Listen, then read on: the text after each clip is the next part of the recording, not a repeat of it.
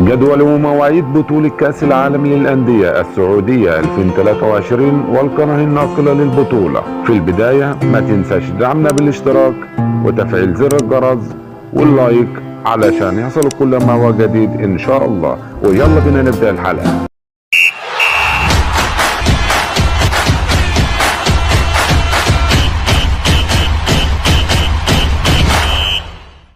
أعلن الاتحاد الدولي لكرة القدم فيفا أن بطولة كأس العالم للأندية السعودية 2023 ستقام خلال الفترة من 12 وحتى 22 ديسمبر 2023، ومن المقرر أن تقام مباريات البطولة على ملعبين هما مدينة الملك عبدالله الرياضية الجوهرة المشعة واستاد الأمير عبدالله الفيصل في مدينة جدة.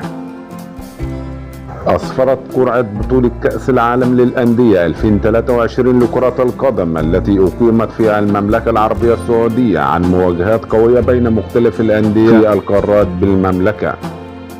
وإليكم الأندية المشاركة في كأس العالم للأندية 2023. نادي اتحاد جدة السعودي باعتباره بطل الدوري السعودي بالإضافة ل6 أندية أخرى، وهما النادي الأهلي المصري الفائز بدوري أبطال أفريقيا 2022-2023،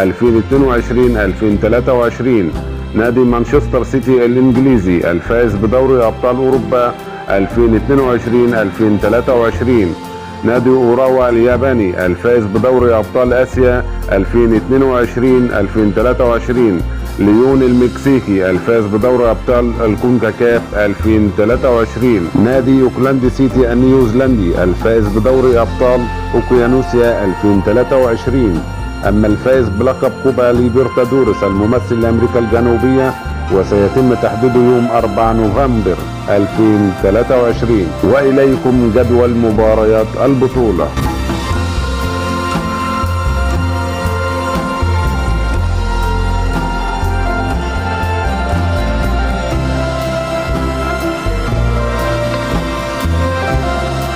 أما القناة الناقلة للبطولة فهي قناة SSC السعودية المشفرة.